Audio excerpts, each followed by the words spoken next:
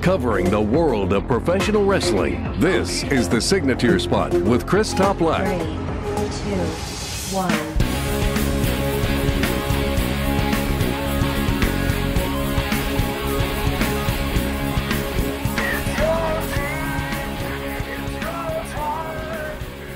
Thank you very much for tuning into the latest episode of the Signature Spot with Chris Toplack. As always, I greatly appreciate your ongoing support. There's been some buzz recently. I wrote an article about the time I met Chris Benoit 3 weeks prior to the tragic double murder-suicide. It was picked up by multiple sources. I posted this on Reddit within the Squared Circle group. It has about 408,000 members on Sunday. It was the hottest trending article for about 24 hours. About 3,900 upvotes, over 500 comments. So if you've read it, I greatly appreciate it. You can also read it at thesignaturespot.com. It is a true story. It took place on my birthday, May 28th, 2007. For whatever reason, I was just reliving the story in my head that day, and I realized I've shared it with dozens of people. I never documented it. So figured I would write the story about it. I'm not condoning his actions, obviously. Very unforgivable final days of his life, very morbid as well, but I had a great experience meeting him, so I just wanted to document how that went and also what he said during our brief encounter.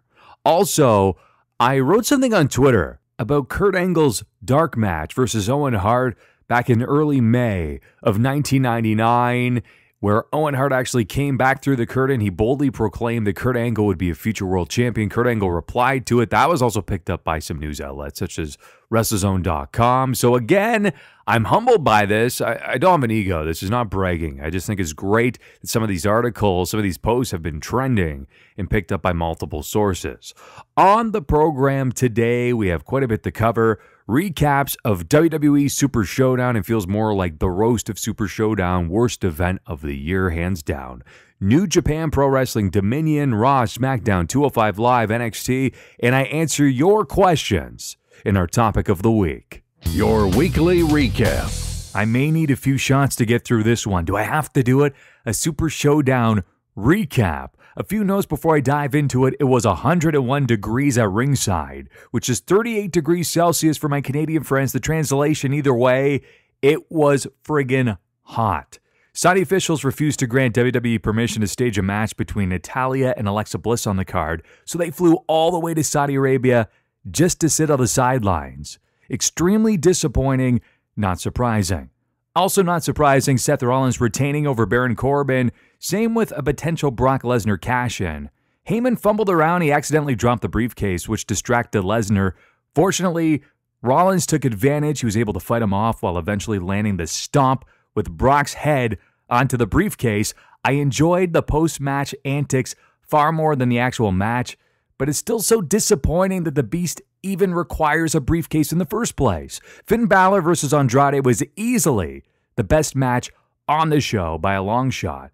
Shane McMahon defeating Roman Reigns was laughable at best. It was inevitable one of Shane's buddies would get involved. Drew was the logical choice, I suppose. The live audience did not make one peep for Lars Sullivan versus Lucha House Party. It was every bit as bad as expected. It was your proverbial bathroom break. Randy Orton versus Triple H went on for about 10 minutes too long, and it was easily the worst match the two have ever had together. Triple H has so much more to offer as COO, so I would prefer to see him permanently hang up the boots, although I was humbly surprised to see Randy Orton win this match. Both Braun and Bobby had their stocks drop following their lackluster big man match that was poorly booked and poorly executed. Given the talent involved, Kofi Kingston versus Dolph Ziggler was extremely underwhelming, but I'm looking forward to their steel cage match at Stomping Grounds. Saudi Arabia's own Mansoor won the 50-man Battle Royal. By the way, I was reading there are actually technically 51 participants, which is par for the course for such a chaotic event. Mansoor was signed to the WWE at Greatest Royal Rumble ever. I believe he shows plenty of potential, but it was so convoluted, nearly impossible to follow. I did love the pop that he received upon winning, but what does he receive here with the victory? There's no championship match. He's not even on the main roster. There's no trophy, no money prize. Just bragging rights? I mean, it's still good enough in this atmosphere for him because, of course, it's his home country, but still give the guy something. He won a 50-man battle royal. The Undertaker versus Goldberg was a match that should have never been scheduled in the first place. It was sloppy, reckless, and cringeworthy. I lost count of the amount of "oh gods" I slipped out during this match, and it really started to go downhill after Goldberg went for a running spear into the corner but legitimately hit his head on the ring post. He apparently suffered a concussion. Then it got even worse. Undertaker dropped Goldberg on his head during a very dangerous tombstone pile driver. Then Goldberg dropped The Undertaker on his head during a failed jackhammer attempt. Saw some fans responded to me by saying, "Hey, Chris, it was a brainbuster he went for." But my question would be, when was the last time you saw Goldberg hit a brainbuster? It was a failed jackhammer attempt. He tried to pick him up, just didn't work out. And after a failed tombstone piledriver reversal, Taker landed a half-hearted chokeslam to win the match. Both men are to blame for this awful match. It takes two to tango. But why did the WWE even schedule this? Shame on them. And I will still never fully understand why The Undertaker didn't formally retire following WrestleMania 33. It was an emotional conclusion to an unmatched career where he clearly passed the torch. It doesn't get any better than that. I take no pleasure in this, but my overall rating would be maybe a 3 out of 10. Even the better matches were totally diluted. They were watered down, and it ended up being arguably the worst event of the year. Full disclosure, even if you were to pay me money, I'm not going to watch the next event in Saudi Arabia. That is not a political statement. The shows are just totally not worth it. A few post-event notes. Upon leaving the ring, Goldberg apparently collapsed. Regardless of your opinion about him and his performance, you have to feel bad for him at that moment in time. Ali is donating the money from this event to charity. Very admirable, and I wish others would follow suit. And The Undertaker reportedly liked the following Instagram post. "Can you please stop bringing Undertaker back now? Jesus Christ, after everything he's done for the company, just let him retire in peace." Literally, the match was terrible because those two guys are in their 50s. They can't compete at main event level anymore. You saw how Undertaker was struggling to stand after just 5 minutes, and Goldberg was too weak to even pull off a jackhammer. Just let them live out the rest of their days in peace, or they'll end up getting seriously hurt. If you're debating on catching a replay for your own sanity, skip it. Going from one end of the spectrum to the other, New Japan Pro Wrestling Dominion took place very early on Sunday morning. I caught the majority of the matches, of course, on replay, and the show was understandably very, very solid. The final 3 matches really stood out to me, but before we get to those, a few notable moments. U.S. champion Jon Moxley defeated Shota Umino in a non-title match. It was short but sweet. Moxley received a huge ovation. Post-match, he announced he wants in the G1 Classic. Someone else who wants in the G1 Classic is Kenta, getting back to his roots, formerly Hideo Itami in NXT. How did they screw him up so badly? He comes back to where he carved out his legacy. The response from the live audience was massive. He wants to participate in the G1 tournament. He could be a favorite to win it. I awarded Match of the Night to Will Ospreay versus Dragon Lee, a high-octane match with many spots that made me legitimately hop out of my seat. Will Ospreay is your new IWGP Junior Heavyweight Champion, and Will is an early contender for Wrestler of the Year in 2019. Kota Ibushi and Naito essentially attempted to kill each other for over 20 minutes, and neither man backed down. Though at one point, Naito hit a German suplex to Kota Ibushi. As it took place on the ring apron, Kota landed directly on his neck, and I swore he broke it. It was somewhat cringeworthy, but the entire match was incredibly entertaining. Naito gained his IWGP Intercontinental Championship back after losing it just over 60 days prior to Kota Ibushi. And in the main event, it was Okada retaining his IWGP Heavyweight Championship over the David Bowie of professional wrestling, Chris Jericho. While the match did not live up to recent Okada classics, it was still pretty damn solid. And following the loss, Jericho attacked Okada until Tanahashi came out for the save. Jericho declared himself the greatest of all time, even in this, quote, BS country of Japan. I'll see you soon, Okada. Happy championship, bitch. My overall rating would be an 8 out of 10. This event is worth watching from start to finish. Over to Monday Night Raw, the Universal Champion Seth Rollins kicked off the show.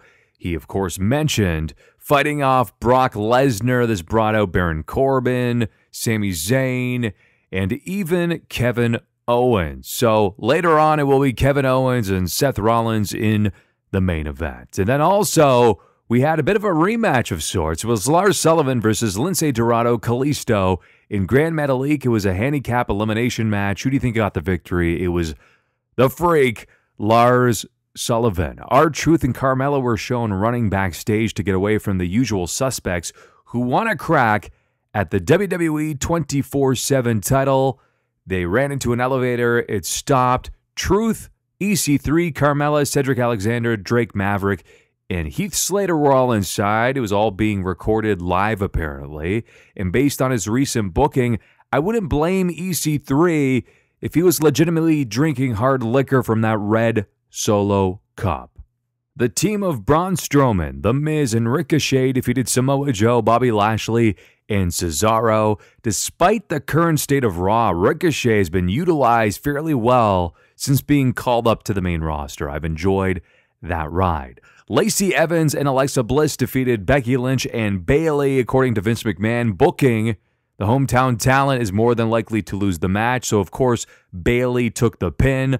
Paul Heyman came out to remind us that it's not necessarily a spoiler, but inevitable that Brock Lesnar is successfully going to cash in his Money in the Bank contract. He even teased that perhaps coming up at Stomping Grounds that Brock Lesnar could be the guest referee with Seth Rollins versus Braun Strowman. The odds constantly stacked up against Seth Rollins, Mr. Burn It Down.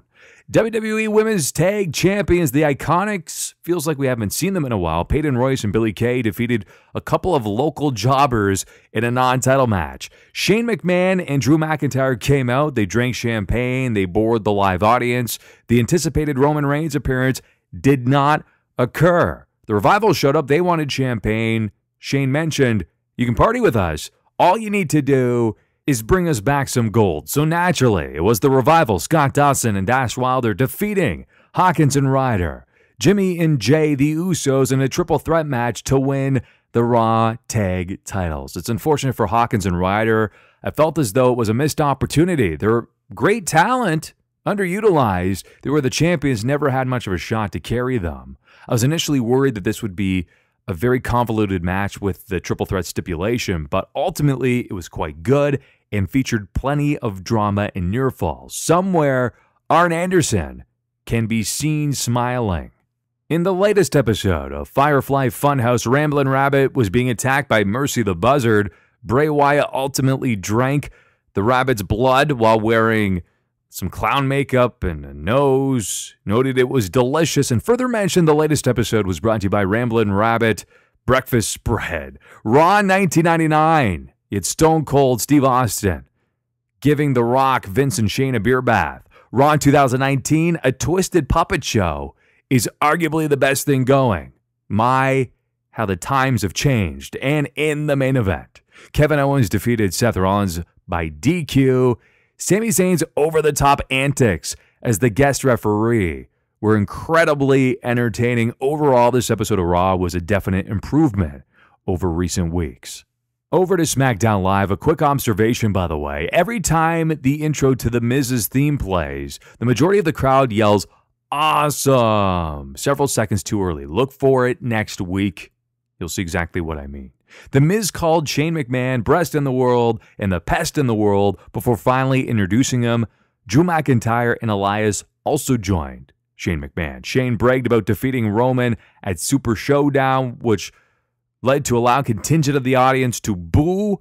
Shane also noted that if The Miz can defeat Elias followed by Drew, they will face each other one-on-one. The Miz defeated Elias with the skull-crushing finale, but he succumbed to the Claymore kick in a losing effort to Drew McIntyre. That was still enough for Shane. He landed some punches, locked in his bizarre triangle choke while he mocked The Miz.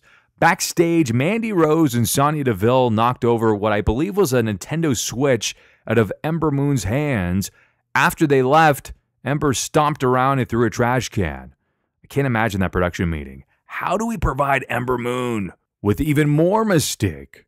I have it. Let's have her get interrupted while reading a book or playing video games. Oh, and dye her hair red. That screams Mystique. The SmackDown Tag Team Champions of Daniel Bryan and Rowan were prepared to defend their gold against the Yolo County Tag Team Champions to unify both titles. Who are they? I literally have no idea, but they were carrying around cardboard belts, so I was mildly amused. Out came Heavy Machinery, who defeated the Yolo County Tag Team Champions to earn a shot at Daniel Bryan and Rowan. Not sure why this stipulation was made. Backstage, Carmella hid R-Truth in a carrying cart for production equipment, but it got locked, and then she was called to her match. Jinder Mahal found some backstage officials he wanted to try and pry it open to win the 24/7 championship. Sonya Deville defeated Carmella with a running knee following interference from Mandy Rose. That's a tough couple of weeks for Carmella, who lost the previous week to Mandy Rose. Backstage once again, Alexa Bliss was with Nikki Cross and noted that Bayley has said some nasty things about her, and for whatever reason, Alexa showed that she blocked Bayley on Twitter. Ooh, this is edgy, right? Big E is a national treasure. Let's get that out of the way. The New Day came down to the ring, but they were interrupted by Owens, Zayn, and Ziggler, leading to a six-man tag team match in the main event.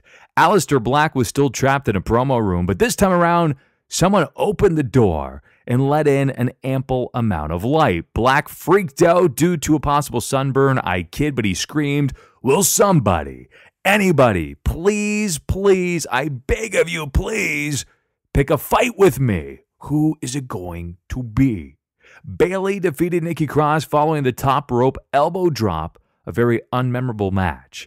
In yet another backstage segment, Kayla was interviewing Apollo Crews about his non-match with Andrade last week. Zelina showed up, got angry, left. Suddenly, Chad Gable, sporting a new haircut, was standing by taking notes, while Apollo was understandably confused. And in the main event, Kofi Kingston earned the win for the New Day after he pinned Sami Zayn following Trouble in Paradise, a good way to close the show. And perhaps most importantly, Big E is officially back and didn't miss a beat. Two matches I really want to highlight from 205 Live. Chad Gable made his 205 Live debut against Jack Gallagher, and it was arguably my favorite match of the week. It serves as a reminder that Chad was criminally misused on the main roster, and while many may take this as a demotion to 205 Live, at least he's actively on television, and he's going to showcase his talents on a weekly basis. Akira Tozawa versus Oni Lorcan and Humberto Carrillo, and also Drew Gulak in a fatal four-way to earn a shot at the WWE Cruiserweight Championship was simply outstanding. Four very different styles that got the crowd on their feet. Tozawa and Gulak pinned each other, which will very likely set up a triple threat match with Tony Nese for the WWE Cruiserweight Championship. If you missed it, go check out the recent episode of 205 Live. It was great. For NXT, it was great to see Marina Shafir and Jessamine Duke actually competing, and with new music, new gear, they took on the team of Io Shirai and Candice LeRae. They came up short. Well, I guess it was a no contest. There was a brawl. Shayna Baszler got involved, but I thought it was a great way to open up the show.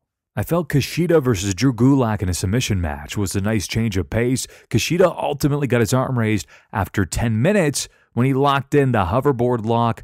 I also enjoyed the fact that they shook hands at the end of the night, sharing some mutual respect.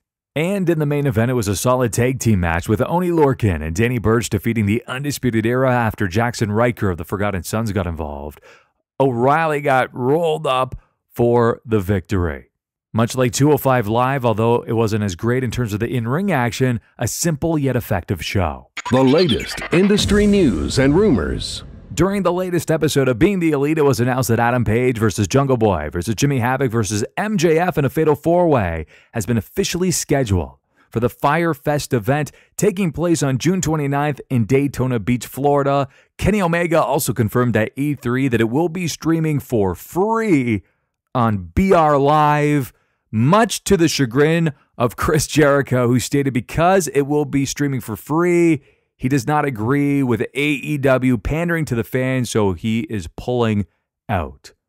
All Out tickets go on sale this coming Friday. That is tomorrow, June 14th at 12 p.m. in the East.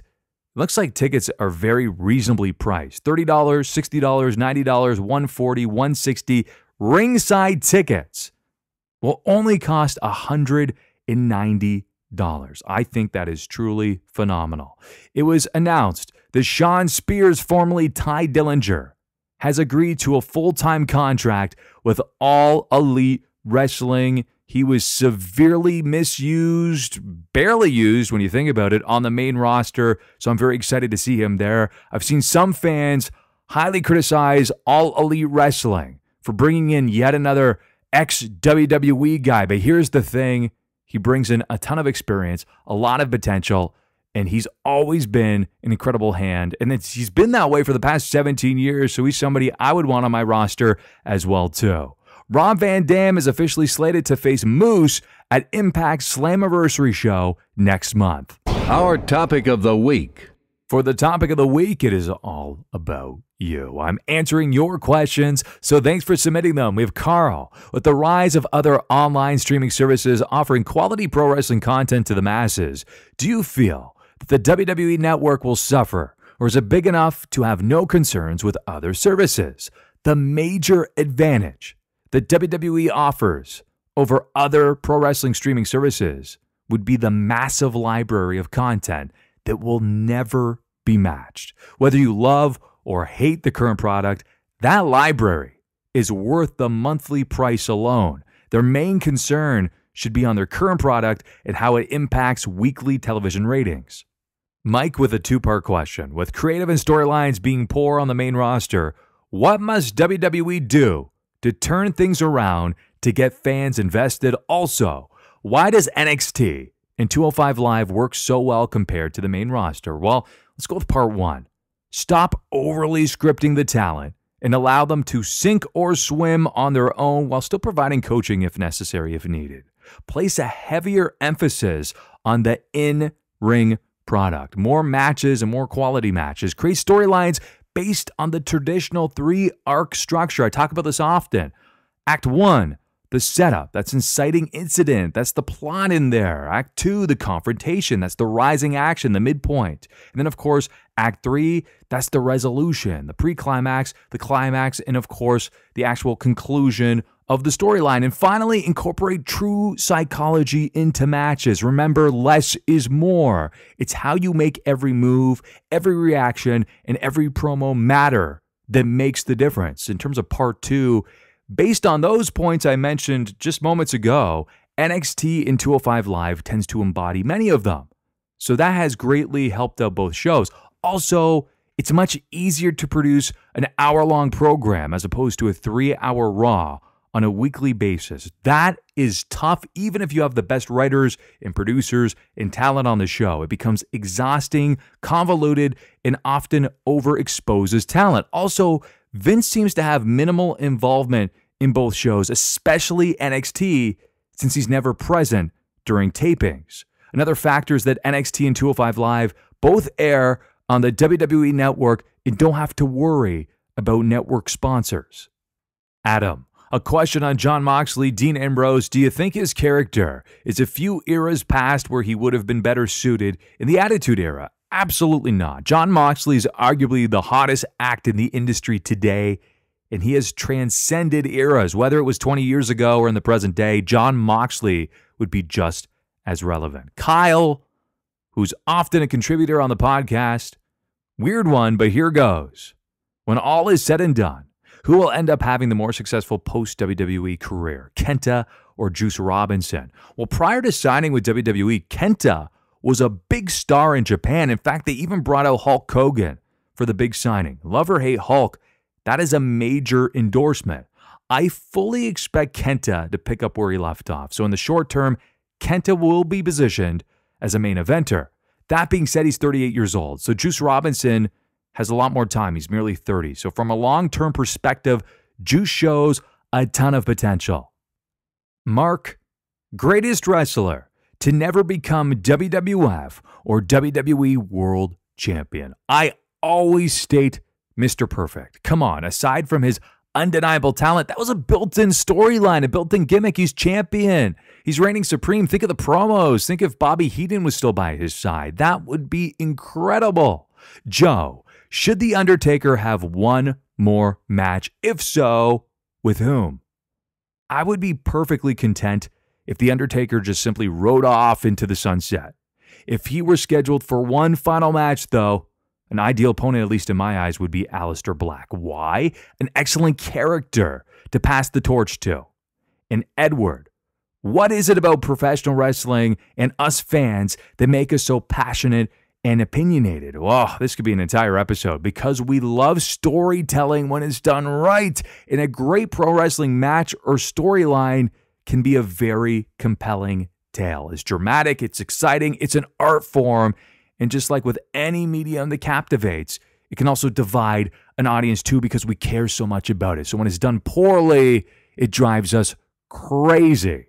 And with that, let's wrap up the program. But before I go, I do want to mention an outstanding article courtesy of Ryan Bowman that is featured on thegorillaposition.com.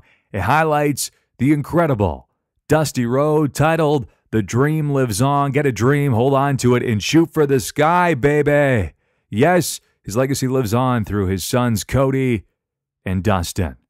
One of the most charismatic and captivating entertainers of all time. There's an ode to Dusty Rhodes on this show every single week. Just over 4 years ago, we lost the incomparable Dusty Rhodes. So, in honor of Dusty, happy trails to you.